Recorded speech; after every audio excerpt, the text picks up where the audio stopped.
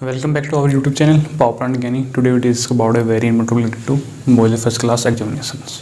दोस्तों आज की इस वीडियो में हम जानेंगे कि जो हम डे बाय डे वीडियो लेकर आ रहे हो regarding boiler first class examinations के रिगार्डिंग लेके आ रहे एंड मैनेजमेंट कि भाई इकोनोमाइजर का ऑपरेशन कैसे करते हैं, उसका रख रखाव, उसको अच्छी तरीके से एफिशिएंट वे से वर्क करने के लिए उसके रिगार्डिंग हम क्या क्या स्टेप्स लेते हैं, वो सारी चीज़ें आज हम इस वीडियो में डिस्कस करेंगे। तो दोस्तों सबसे पहले मैं आपको बताना चाहूँगा what is the economiser. Economiser क्या है दोस्तों? जो इकोनोमाइज़र है अपना वो बॉयलर की एसेसरीज़ में आता है। तो दोस्तों क्या है एसेसरी, क्या करता है एसेसरी? बॉयलर को क्या है एफिशिएंट वे से वर्क कराने के काम आता है बॉयलर्स के। बॉयलर को मीन्स दैट कि बॉयलर को एफिशिएंट वर्क कराता है। यदि हम एसेसरीज नहीं लगाएंगे, देखो बॉयलर स्टीम तो जनरेट करेगा लेकिन वो अनइकोनॉमिकल होगा, यानी उसके रिगार्डिंग क्या है काफ़ी कॉस्ट आई है स्टीम जनरेशन के। तो क्या है ये जो एसेसरीज है ये वो कॉस्ट मिनिमाइज़ करती है, मतलब कि जो स्टीम जनरेशन का जो कॉस्ट है उसको मिनिमाइज़ कर देती है। तो दोस्तों इसी तरीके से क्या है आज हम जानेंगे कि इकोनोमाइज़र्स कैसे बेनिफिशियल है हमारे बॉयलर्स के लिए, उसके वर्किंग क्या है, कैरेक्टरिस्टिक्स क्या है, बेनिफिट्स क्या है, ये सारी चीज़ें इस वीडियो में हम कवर करेंगे। यदि आपको भी इकोनोमाइज़र के बारे में कुछ जानना है तो आप डेफिनेटली इस वीडियो को कंटिन्यू कर सकते हैं। और यदि आप अपनी इकोनॉमी यदि आप ऑलरेडी जानते हो तो आप अपनी यहाँ से नॉलेज बूस्टअप डेफिनेटली बूस्टअप करके जाएंगे। तो दोस्तों इस वीडियो को लास्ट तक देखना, यहाँ पे हम काफ़ी कुछ टेक्निकल टर्म्स और टेक्निकल बेनिफिट इसके हम बताएंगे। तो दोस्तों आगे जो कि आप आगे चलकर आप जानेंगे। तो दोस्तों स्टार्ट करते हैं आज का वीडियो। तो दोस्तों सबसे पहले क्या है इकोनोमाइज़र्स। इकोनोमाइज़र होता क्या है दोस्तों? इकोनोमाइज़र ऑलरेडी मैं डिस्कस कर चुका हूँ कि जो इकोनोमाइज़र होता है वो हमारी बॉयलर की एसेसरीज में आता है। तो एसेसरी हमारे क्या काम करती है? एसेसरी हमारी जो बॉयलर को एफिशिएंट वे से वर्क करने के काम करती है। तो दोस्तों इकोनोमाइज़र देखा जाए तो एक हीट एक्सचेंजर है। हीट एक्सचेंजर क्या करता है कि जो हाई टेम्परेचर का जो हाई टेम्परेचर से टेम्परेचर सेट करके कोल्ड फ्लूइड को देता है। सपोज दैट या तो वो एयर हो गई या फिर वो वाटर हो गया या कोई लिक्विड हो गया। तो क्या है वो वर्क करता है on the principle of heat exchange, higher medium to lower medium. तो यदि आपको पूछा जाए कि इंटरव्यू में यदि आपको इंटरव्यू पूछता है कि इकोनोमाइज़र किस प्रिंसिपल वर्क करता है, तो आपको बताना है कि सर ये हीट एक्सचेंजर प्रिंसिपल पर काम करता है। तो दोस्तों ये तो इसकी प्रिंसिपल की बात होगी। सबसे पहले हम इसकी कंस्ट्रक्शन जान लेते हैं क्या होती है। तो दोस्तों इसमें जो आपने देखा होगा कि इसमें दो हेडर होते हैं, एक इनलेट हेडर होता है, एक आउटलेट होता है। इनलेट हेडर होता है हमारा जो बॉयलर फीड पंप है, यहाँ पे मैंने यहाँ पे शो कर रखा है। ये इनलेट हेडर में क्या है हमारे जो बॉयलर फीड पंप है उससे पानी आता है बॉटम हेडर में। और जो टॉप हेडर में क्या है हमारा जो हीट गेन करके जो अपना वाटर है वो वाटर टू बॉयलर या फिर बॉयलर स्टीम ड्रम में चला जाता है। तो दोस्तों इसमें इनलेट और एक आउटलेट हेडर हो गया। इसमें क्या है एक आउटलेट हेडर पे इसमें एक सेफ्टी वाल लगी होती है और इसमें एक प्रेशर गेज लगा होता है। इवन यहाँ पे टेम्परेचर गेज भी लगा सकते हैं, जैसे कि आपकी फील्ड में यहाँ क्या हमारा आउटलेट टेम्परेचर चल रहा है फीड वाटर का आफ्टर इकोनोमाइज़र, तो हम चेक कर सकते हैं। ये हमारी कभी एक्स्ट्रा प्रेशर किसी वजह से क्या है हमारे वाटर का प्रेशर एक्सीड हो जाता है तो क्या है ये हमारी सेफ्टी क्या है उस टाइम पे वर्क करती है। तो इसमें और क्या क्या लगा है, इसमें क्या है वर्टिकल ट्यूब होती है, बंडल ऑफ ट्यूब्स लगी होती हैं। तो ये डिपेंड करता है ये वर्टिकल भी हो सकती है, हॉरिजॉन्टल भी हो सकती है, तो on the behalf of the boiler design. तो देखा जाए तो इसमें और क्या लगे होते हैं, और इसमें ये स्क्रैपर लगे होते हैं जो आपने ये देख रहे हैं यहाँ पे, ये क्या है स्क्रैपर्स है। स्क्रैपर्स का काम क्या होता है, ये अपने जो फ्लू गैसेज है जो बॉयलर से आती है वो क्या है उनको यूनिफॉर्मली डिस्ट्रीब्यूट करना होता है ऑल द इकोनोमाइज़र ट्यूब्स कि ताकि maximum heat exchange take place हो। तो क्या है यहाँ पे क्या है फ्लू गैस का डाइवर्जन होगा, जैसे यहाँ से ऐसे ऐसे करके क्या है मैक्सिमम फ्यूल का गैस का क्या डाइवर्जन होगा, यहाँ से जाएगी फिर यहाँ से इस तरीके से मैक्सिमम क्या है जो मैक्सिमम हीट एक्सचेंज एरिया है क्या है वो इससे कवर हो जाएगा, जिससे हम मैक्सिमम हीट गेन कर सकते हैं थ्रू द फ्लू गैस। तो दोस्तों ये तो कुछ इसके जनरल अरेंजमेंट्स थे जो मैंने आपको यहाँ पे बताए। तो इसकी सबसे पहले मोस्टली क्वेश्चन अराइज होता है, मोस्टली पूछ लेते हैं, लेकिन ये क्वेश्चन बॉयलर फर्स्ट क्लास के बिहाफ पे नहीं है, लेकिन जो हमारे इंजीनियर्स हैं उनके लिए काफ़ी बेनिफिशियल है। तो पूछा जाता है कि इकोनोमाइज़र की जो ट्यूब मटेरियल है वो कौन सा होता है, कौन सी ग्रेडेड ट्यूब मटेरियल हम इसमें यूज़ करते हैं। तो दोस्तों इसमें मैंने क्या है, इसमें मैंने दो कैटेगरी में इसको मैंने यहाँ पे मेंशन किया है। एक तो है कि सब क्रिटिकल बॉयलर्स, जो सब क्रिटिकल बॉयलर्स होते हैं उसमें क्या है, जो अपनी इकोनोमाइजर की ट्यूब का जो मटेरियल है वो ऐसे 192 है, और जो सुपर क्रिटिकल बॉयलर्स होते हैं जिनमें ड्रमलेस होते हैं उसमें क्या है, इकोनोमाइजर का क्या है जो ट्यूब मटेरियल होता है ऐसे 210 GRC रहता है। तो दोस्तों यदि आपको नहीं पता तो आप इसको कहीं पे नोट डाउन कर सकते हैं फर्दर बेनिफिट के लिए। तो ये तो हो गया इसका ट्यूब मटेरियल। अब बात करेंगे इसकी वर्किंग की दोस्तों। इसमें क्या है, जैसे कि हमारा जो आफ्टर कंबशन जो फ्यूल गैसेस हमारी एस्केप आउट होती है फ्रॉम द एनवायरनमेंट टू, तो दोस्तों वो क्या है, वो फ्यूल गैसेस क्या है सो दैट की आफ्टर हीट अपनी यदि सुपर हीटर की बात करें तो वहाँ पे क्या है 440 के हिसाब से या 480 इतना टेम्परेचर हम वहाँ पे बच जाता है, जो कि इवन यदि हम APH या इकोनोमाइजर नहीं लगाएंगे सर्किट में तो देखा जाए तो कहीं ना कहीं वेस्टेज फ्यूल गैसेस हो जाएंगी। तो क्या है, एक तो है कि भाई हमारे जो फ्यूल गैसेस से जो हम हीट एक्सचेंज करते हैं वो क्या है, वो उनको रिकवर करने के लिए हमें क्या है APH लगाए जाते हैं और इकोनोमाइजर लगाया जाता है। APH के लिए मैं अलग से वीडियो बनाऊंगा क्योंकि APH भी काफ़ी एक अच्छा टॉपिक है जो कि मैक्सिमम क्वेश्चन पूछ लेते हैं इंटरव्यूज में। तो पहले हम इकोनोमाइजर के बारे में बात करेंगे। तो दोस्तों देखना चाहिए तो उस फ्यूल गैसेस हीट को एक्सचेंज करने के लिए हमें इकोनोमाइजर लगाया जाता है। तो दोस्तों जो हमारी डक्ट है यहाँ पे, जो जैसे मैंने इसको ये अपना डक्ट है यहाँ पे, तो दोस्तों हमारी क्या डक्ट से जो फ्यूल गैसेस आएंगी इसको दैट की हमारे यहाँ पे 380 डिग्री सेल्सियस की क्या है फ्यूल गैसेस आ रही है फ्रॉम द बॉयलर। तो दोस्तों क्या है, यहाँ पे हमें क्या है जो हमारी हॉट फ्यूल गैसेस क्या है इन द कॉन्टेक्ट ऑफ क्या है इन ट्यूब्स क्या आएगी।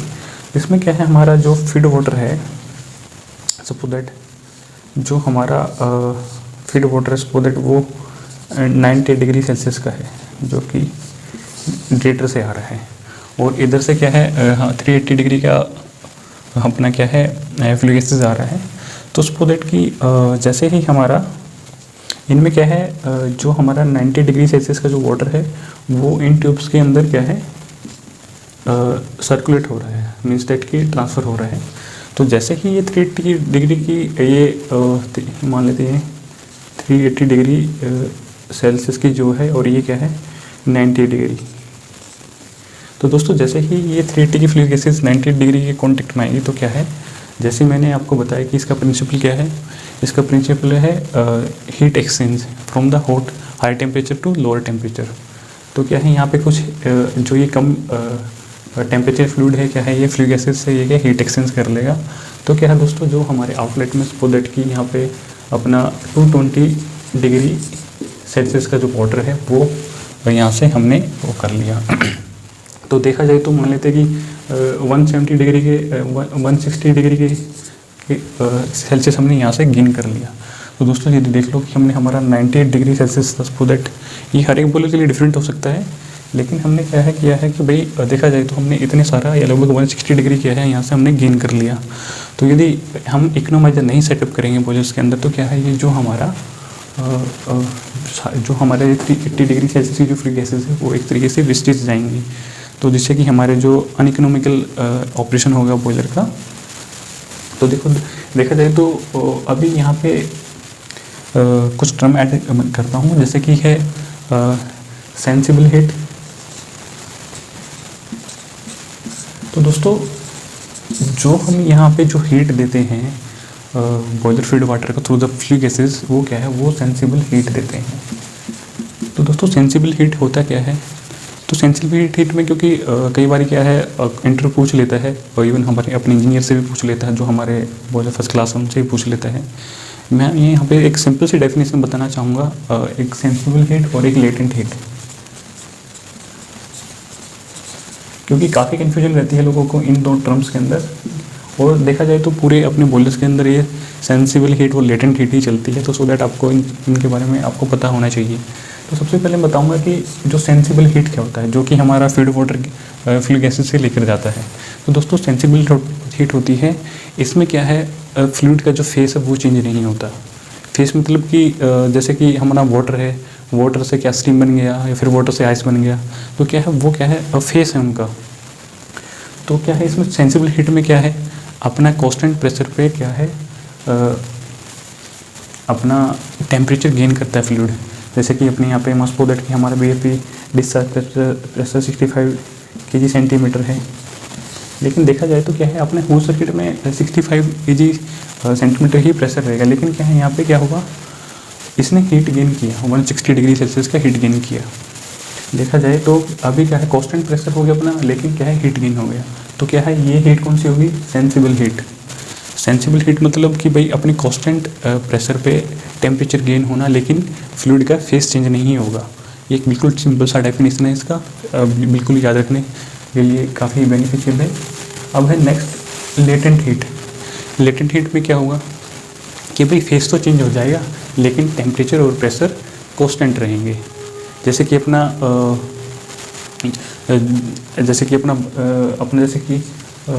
वाटर वॉल पैनल्स है, ठीक है, उसमें क्या है टेम्परेचर और प्रेशर कांस्टेंट होता है, लेकिन फेस चेंज हो जाता है।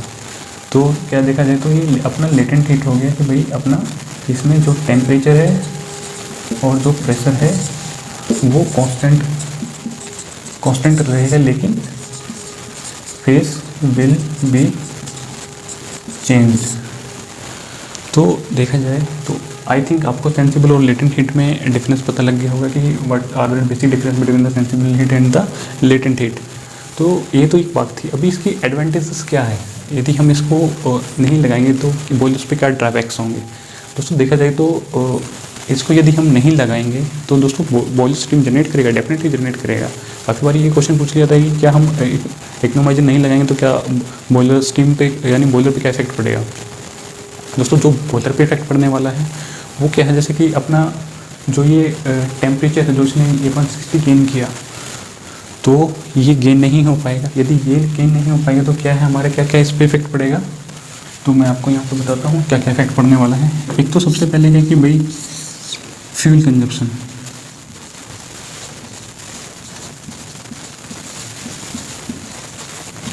फ्यूल कंजप्शन क्या है, इंक्रीज हो जाएगा, क्योंकि जो हमने ये 160 डिग्री सेल्सियस यहाँ पे गेन किया है वो क्या है ड्यूरिंग बॉयलर टेम्परेचर राइजिंग क्या है, ये 160 का जो हमने बैकअप ये जो हमने ये लॉस है इसको कवर करने के लिए क्या हमें एक्स्ट्रा फीडिंग करनी पड़ेगी।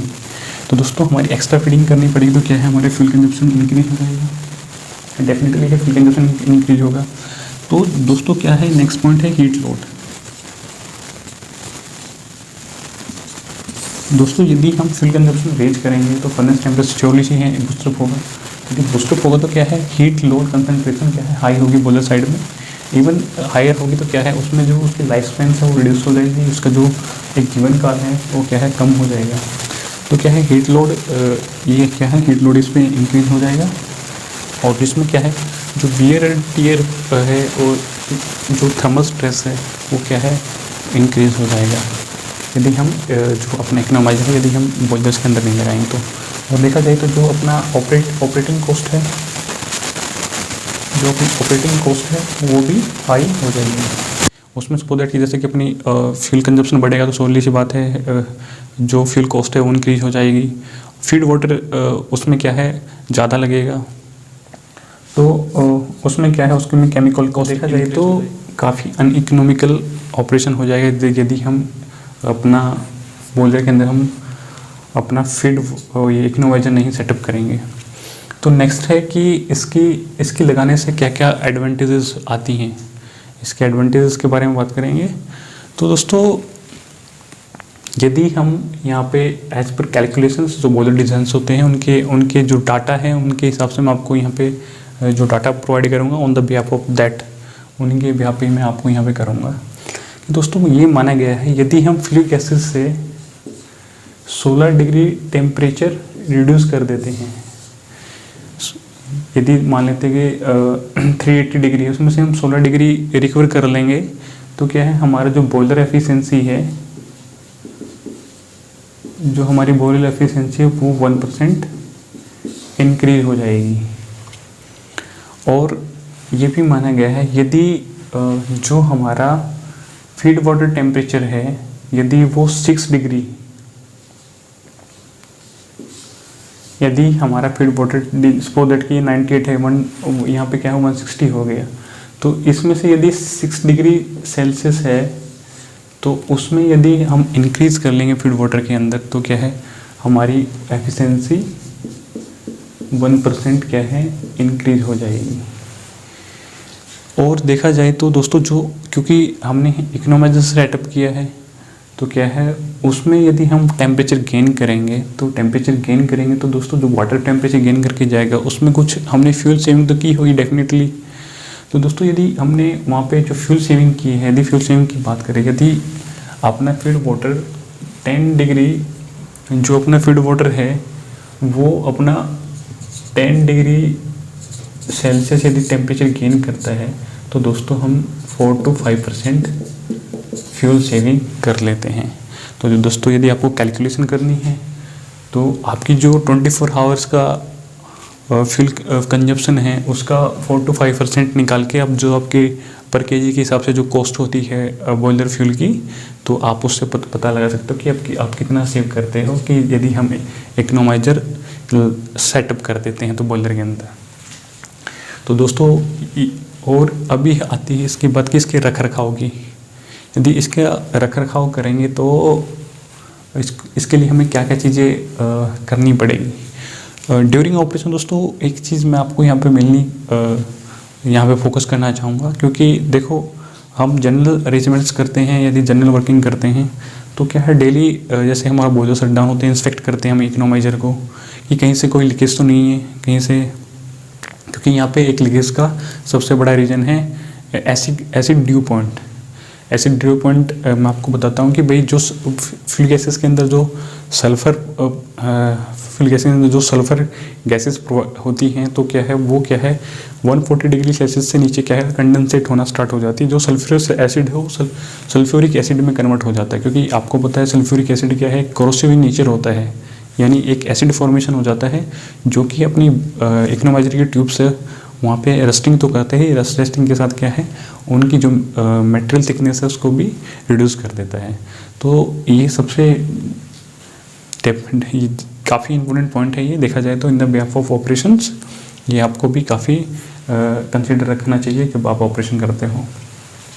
तो दोस्तों हमें देखना चाहिए कि ड्यूरिंग ऑपरेशन क्या है यदि हमारा 140 डिग्री से इवन यदि देखा जाए तो कुछ एक्सटर्नल कंडीशन में क्या है, जैसे कि हम बॉयलर लाइट अप कर रहे हो एट दैट टाइम, क्योंकि उस टाइम पे क्या है हमारा जो हम क्या है APH को बाईपास कर देते हैं, आपने देखा होगा उसी वजह से बाईपास करते हैं कि ताकि वो वहाँ पे 140 degree Celsius temperature light up के दौरान क्या है वहाँ पे अचीव होता है। तो एट दैट टाइम क्या जो अपनी फ्यूल गैसेस है वो कंडेंसेट होना स्टार्ट कर देती हैं। जब हमारा टेम्परेचर अबव 380 डिग्री सेल्सियस आता है 250 डिग्री सेल्सियस के आसपास आता है तो क्या है हम अपना जो APH है वो लाइन में ले लेते हैं on the behalf of their safety.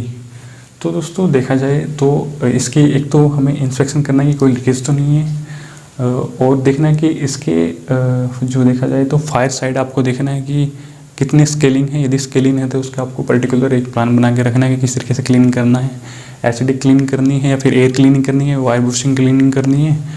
तो दोस्तों ये सारी चीज़ें आपको यहाँ पे देखनी है, और डेफिनेटली ड्यूरिंग ऑपरेशन आपको फायर साइड तो देखना ही है, और क्या है वाटर साइड में हमें देखना है कि वाटर साइड इवन वाटर यदि किसी प्लांट में वाटर पैरामीटर डिस्टर्ब रहते हैं तो क्या है इनर साइड भी उसका इंस्पेक्शन की ज़रूरी है। यदि आप उनके हेडर को ओपन करके देख सकते हैं कि हेडर में क्या कंडीशन है, तो इस तरीके से आप ये ड्यूरिंग शटडाउन आप ये एक्टिविटी परफॉर्म कर सकते हो। तो दोस्तों डेफिनेटली यदि आप इन पॉइंट को कंसिडर करेंगे तो डेफिनेटली आपका जो इकोनोमाइजर का लाइफ स्पेन है वो तो इंक्रीज होगा ही, और जो इतनी सारी मैंने यहाँ पे इसके एडवांटेजेस बताई और डेफिनेटली आपकी बॉयलर को एडवांटेज मिलने वाली है।